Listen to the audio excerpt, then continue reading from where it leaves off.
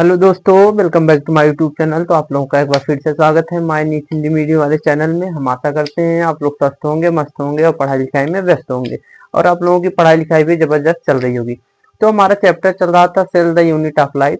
इसके पहले वाली वीडियो में हमने लेक्चर 1 का जो भी थोड़ा पार्ट था आधा रिकॉर्ड कर दिया था और थोड़ा सा पार्ट बच गया था, जो सेल का टाइप होता है प्रोकैरियोटिक, यूकैरियोटिक, इतना बच गया था।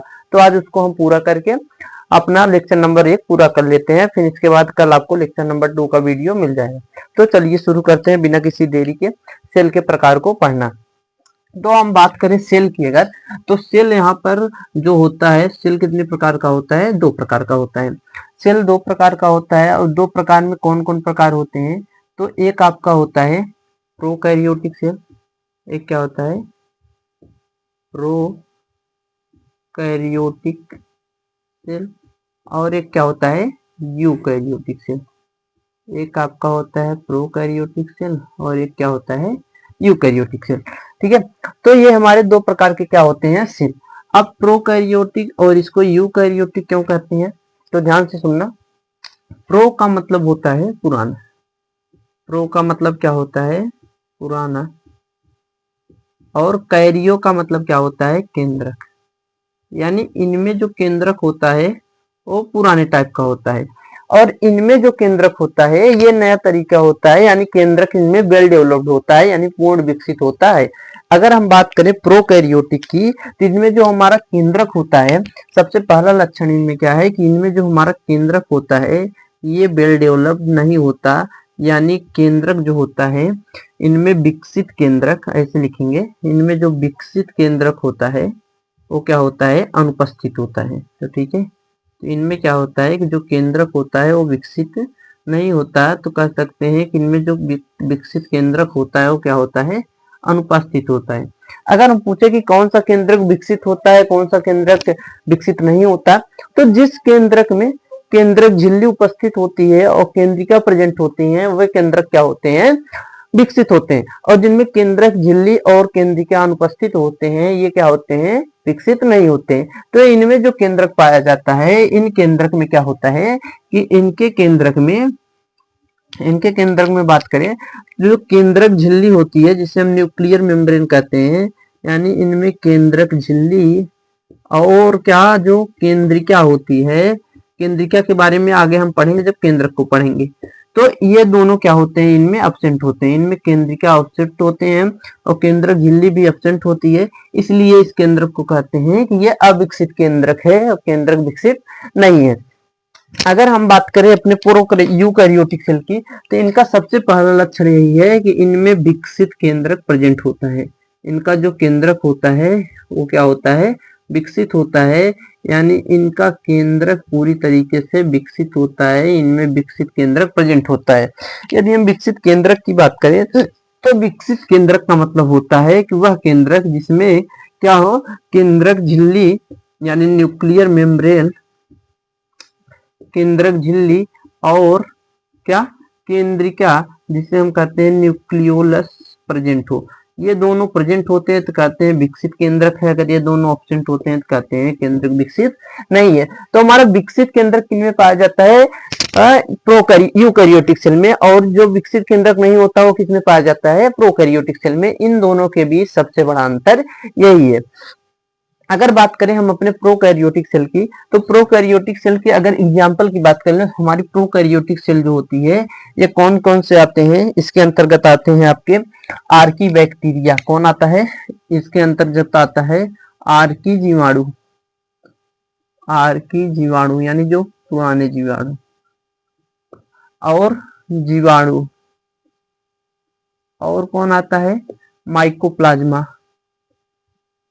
माइकोप्लाज्मा।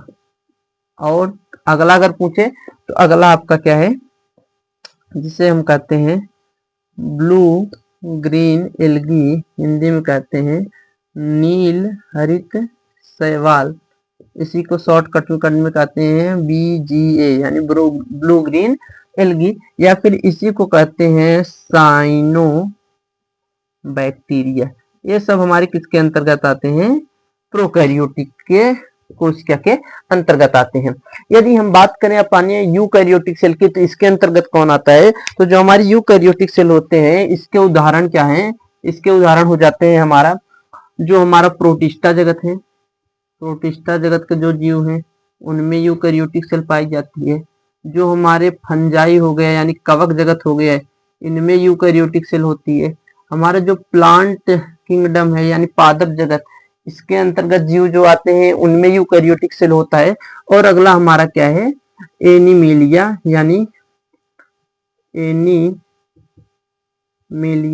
यानी जंतु जगत होता है।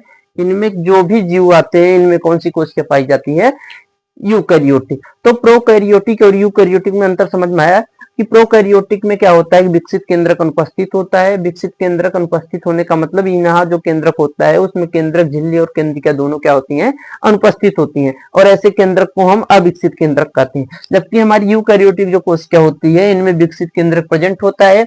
विकसित केंद्रक प्रेजेंट होने का मतलब इसका जो केंद्रक होता है उसमें केंद्रक झिल्ली और केंद्रिका क्या होती है? प्रेजेंट होती है, और ऐसे केंद्रक को हम विकसित केंद्रक कहते हैं। यदि प्रोकैरियोटिक कोशिका के उदाहरण की बात करें तो होता है आर्की जीवाणु, माइकोप्लाज्मा, नीलहरित शैवाल, जिसे हम ब्लू ग्रीन एल्गी शॉर्टकट में बीजीय कहते हैं, और साइनोबैक्टीरिया कहते हैं। अगर बात करें हम यूकैरियोटिक सेल के उदाहरण की, तो इसमें आपका आता है प्रोटिस्टा यानी प्रोटिस्टा जगत के जो जीव हैं, फंजाई, प्लांट और एनिमेलिया। इसके अंतर्गत जो भी जीव आते हैं, इनमें कौन सी कोशिका पाई जाती है? Eukaryotic cell. अब दूसरे अंतर की बात करें तो दूसरा अंतर क्या है? सबसे बड़ा अंतर कि इनमें जो पदार्थ, इनका जो आनुवांशिक पदार्थ होता है यानी जेनेटिक मटेरियल होता है, इनका जो आनुवांशिक पदार्थ होता है वो क्या होता है?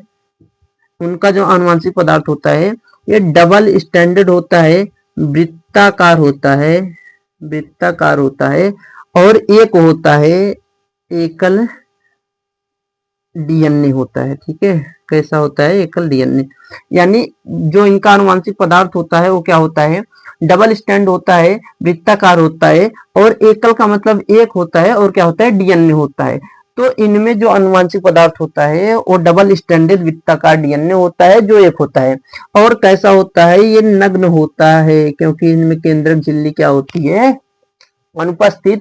और इस नग्न आनुवांशिक पदार्थ को हम क्या कहते हैं? केंद्रकाभ कहते हैं, यानी न्यूक्लियोइड कहते हैं। ठीक है, इन्हें हम क्या कहते हैं? न्यूक्लियोइड। अगर हिंदी में बात करें तो इसे ही कहते हैं केंद्रकाभ। किसे कहते हैं? जो इनका आनुवंशिक पदार्थ खुला होता है, नग्न आनुवंशिक पदार्थ होता है, उसी को हम क्या कहते हैं? केंद्रकाभ। अगर हम बात करें अपने प्रोकैरियोटिक यूकैरियोटिक सेल की, तो यूकैरियोटिक सेल में क्या होता है? यूकैरियोटिक सेल का जो आनुवंशिक पदार्थ होता है, इनमें जो आनुवंशिक पदार्थ होता है एक ऐसा होता है, ये रेखित होता है, एक ऐसा होता है रेखित होता है, और कैसा होता है? डबल स्टैंडर्ड डीएनए होता है, जो गुणसूत्रों के रूप में, किसके रूप में? गुणसूत्रों के रूप में व्यवस्थित होता है। जो किसके रूप में व्यवस्थित होता है? गुणसूत्रों के रूप में व्यवस्थित होता है। तो अगर पूछे कि हमारा जो क्या होता है प्रोकैरियोटिक सेल होती है, इनका आनुवंशिक पदार्थ कैसा होता है, तो इनका आनुवंशिक पदार्थ हम बता देंगे। इनका आनुवंशिक पदार्थ गोलाकार होता है, जो कैसा होता है कि गोलाकार होता है, और इनमें डबल स्टैंडर्ड डीएनए होता है। कैसा होता है? डबल स्टैंडर्ड डीएनए होता है जो एकल होता है। अगर हम बात करते हैं अपने यूकैरियोटिक सेल की, तो यूकैरियोटिक सेल का जो डीएनए होता है ये रेखित होता है, और कैसा होता है? डबल स्टैंडर्ड होता है। तो ऐसा कुछ हमारी यूकैरियोटिक सेल में पाया जाता है, और ऐसा प्रोकैरियोटिक सेल में पाया जाता है। ये दोनों आनुवंशिक पदार्थ में अंतर हो गए, इनके आनुवंशिक पदार्थ में अंतर हो गए। अब बात करें हम प्रोकैरियोटिक सेल में तीसरे अंतर की, तो तीसरा अंतर क्या है कि इनमें हिस्टोन प्रोटीन, जो क्षारीय प्रोटीन होती है, तो हिस्टोन प्रोटीन क्या होती है? एब्सेंट होती है, यानी इनमें हिस्टोन प्रोटीन नहीं पाया जाता है। जबकि हमारी जो यूकैरियोटिक सेल है, इनमें हिस्टोन प्रोटीन क्या होती है? प्रेजेंट होती है, जो डीएनए पैकेजिंग में क्या करती है? मदद करती है। इनमें हिस्टोन प्रोटीन क्या होती है? एब्सेंट होती है, सॉरी प्रेजेंट होती है यूकैरियोटिक सेल में। जबकि हमारी प्रोकैरियोटिक सेल में क्या होती है? एब्सेंट होती है, और यूकैरियोटिक सेल में क्या होता है? प्रेजेंट होता है। अगले अंतर की बात करें तो इनमें क्या होता है कि मेम्ब्रेनस ऑर्गन, जिसे हम कहते हैं झिल्ली आबद्ध कोशिकांग, झिल्ली युक्त कह सकते हैं, झिल्ली युक्त कोशिकांग, यानी जिनमें झिल्ली पाई जाती है कोशिकांग, जैसे आपके क्या हो गए माइटोकॉन्ड्रिया, माइटोकॉन्ड्रिया, ईआर यानी एंडोप्लाज्मिक रेटिकुलम, गोल्जी बॉडी और लाइसोसोम, ठीक है, ईटीसी, ये सब कोशिकांग क्या होते हैं, अनुपस्थित होते हैं किसमें, हमारे प्रोकैरियोटिक सेल में। अगर हम बात करें यूकैरियोटिक सेल की, तो यूकैरियोटिक सेल में झिल्ली युक्त कोशिकांग, झिल्ली युक्त कोशिकांग, जैसे आपका हो गया माइटोकॉन्ड्रिया, केंद्रक, लवक, ये सब क्या होते हैं, प्रेजेंट होते हैं। झिल्ली युक्त कोशिकांग क्या होते हैं, प्रेजेंट होते हैं। ठीक है, ये हो गया इनके, क्या हो गया, एक अंतर और हो गया। अगर हम बात करें इसके बाद और अंतर की, तो इनमें अगर अगले अंतर की बात करें तो हमारी जो है, इसको मिटा सकते हैं ना, अब इसको मिटा दे रहे हैं। ठीक है, अगर इसको हम मिटा दें तो अगर बात करें आगे, तो अब इनमें क्या है अगला अंतर, तो अगला अंतर क्या है, ध्यान से देखिएगा। अगर बात करें हम अपने प्रोकैरियोटिक सेल में, तो हमारी जो प्रोकैरियोटिक सेल होती है, इनमें जो मुख्य वृत्ताकार डीएनए पाया जाता है, यहाँ पर क्या लिखेंगे कि मुख्य आनुवांशिक पदार्थ के अतिरिक्त, मुख्य आनुवांशिक पदार्थ के अतिरिक्त गुणसूत्री डीएनए पाया जाता है, वृत्ताकार, कैसा भैया, वृत्ताकार गुणसूत्री डीएनए पाया जाता है, और जिसे हम लोग क्या कहते हैं, जिसे हम क्या कहते हैं, प्लाज्मिड कहते हैं। इनमें क्या होता है कि जो इनका मुख्य डीएनए होता है वो तो होता है, लेकिन इनमें छोटे छोटे और डीएनए वृत्ताकार पाए जाते हैं उसके अतिरिक्त, जिसे हम क्या कहते हैं, प्लाज्मिड। ये जो प्लाज्मिड होता है, ये प्रोकैरियोटिक कोशिका को प्रतिजैविक प्रतिरोधकता प्रदान करता है अन्य जीवों के लिए। ठीक है, अगर हम बात करें यूकैरियोटिक सेल में, तो इनमें जो डीएनए होता है, डीएनए कहाँ स्थित होता है, केंद्रक में। डीएनए केंद्रक में स्थित तो होता है, लेकिन केंद्रक के अतिरिक्त माइटोकॉन्ड्रिया, कहा, माइटोकॉन्ड्रिया एंड प्लास्टिड, जिसे हिंदी में कहते हैं लवक, में पाया जाता है, लवक में पाया जाता है। ये है हमारा अंतर किसके किसके बीच, प्रोकैरियोटिक सेल और यूकैरियोटिक सेल में। क्या है कि इनमें जो आनुवांशिक पदार्थ होता है, मुख्य आनुवांशिक पदार्थ जो मुख्य डीएनए होता है, उसके अतिरिक्त इनमें छोटे छोटे और डीएनए पाए जाते हैं, जिसे हम क्या कहते हैं, प्लाज्मिड कहते हैं। अगर हम बात करें यूकैरियोटिक सेल में, तो इनमें जो मुख्य डीएनए होता है वो कहाँ पाया जाता है, केंद्रक में, लेकिन उसके अतिरिक्त डीएनए का कुछ भाग कहाँ पाया जाता है, माइटोकॉन्ड्रिया और प्लास्टिड यानी लवक में भी पाया जाता है। अगर इनमें बात करें अगले अंतर की, तो इनमें जो राइबोसोम होता है, आप लोगों को पता होगा कि जो हमारा प्रोकैरियोटिक सेल होता है, इनमें जो राइबोसोम होता है वो 70S प्रेजेंट होता है। 70S हमारी 2 इकाई से बनता है, जिसकी बड़ी इकाई 50S होती है और छोटी इकाई 30S होती है। लेकिन अगर हम बात करें यूकैरियोटिक सेल में, तो इनमें जो राइबोसोम होता है, वो 70S व 80S दोनों प्रकार का प्रेजेंट होता है। ठीक है, तो अगर पूछ ले कि 70S राइबोसोम किन में पाया जाता है, तो प्रोकैरियोटिक में भी पाया जाता है, यूकैरियोटिक में पाया जाता है। लेकिन अगर 80S पूछ ले, तो 80S सिर्फ कहाँ पाया जाता है, यूकैरियोटिक कोशिका में। और 80S की अगर बात करें, तो बड़ी इकाई 60S से बनी होती है, जबकि छोटी इकाई 40S से बनी होती है। यहाँ मैथ वाला मैथ मत लगाइएगा, नहीं तो 60 और 40 मिलकर क्या हो जाएंगे, 100 हो जाएंगे। यहाँ पर ये दोनों इकाइयां जुड़ती हैं, तो कुछ इनमें हानि होता है, ऊर्जा की हानि होती है, कुछ जल की हानि होती है, और क्या बनता है, 80 हमारा बनता है। अगर बात करें यश की, तो यहाँ जो ये यश है, इसे कहते हैं स्वेडबर्ग, गुणांक या फिर स्वेडबर्ग इकाई, या फिर इसी को कहते हैं अवसादन गुणांक, ठीक है, इसी को क्या कहते हैं, अवसादन गुणांक। ये जो अवसादन गुणांक होता है, ये अवसादन गुणांक इनडायरेक्टली लिखा गया है एनसीईआरटी में कि ये इनडायरेक्टली कोशिका के घनत्व और साइज के बारे में बताता है। ये हमारा अंतर हो गया प्रोकैरियोटिक और यूकैरियोटिक के अंतर, ठीक है।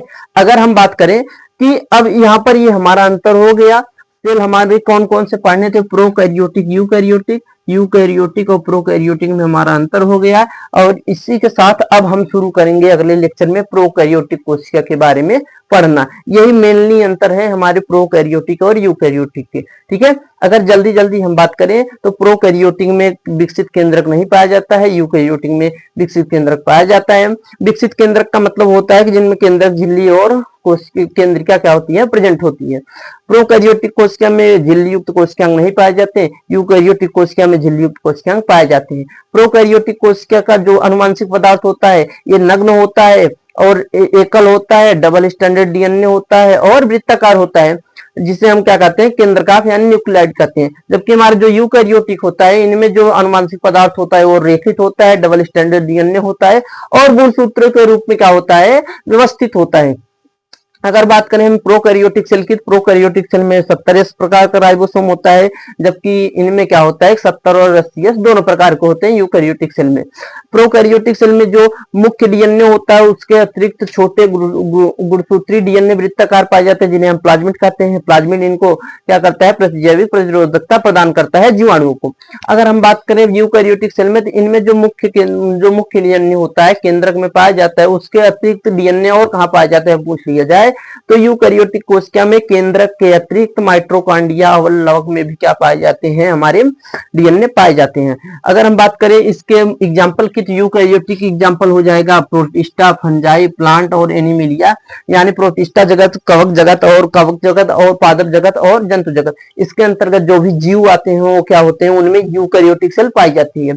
जबकि हमारा जो प्रोकैरियोटिक सेल होता है ये किनमें में पाया जाता है, आर्की जीवाणु, माइकोप्लाज्मा, नील सवाल जिसे हम बीजी यानी ब्लू ग्रेन एल्गी या साइनोबैक्टीरिया भी कहते हैं, इनमें कौन सी कोशिका पाई जाती है, प्रोकैरियोटिक सेल। और ये प्रोकैरियोटिक सेल के क्या होते हैं, उदाहरण होते हैं। तो ठीक है, आज की हमारी वीडियो यहीं पर अब क्या होगी, खत्म होगी। ये हमारा पूरा लेक्चर नंबर 1 पूरा हो गया। आशा करते हैं आप लोगों को समझ में आया होगा और जहां भी दिक्कत है कमेंट बॉक्स में बताइएगा। कल इसका लेक्चर नंबर 2 आपको मिनिमाइज रूप में मिल जाएगा। थैंक यू, धन्यवाद।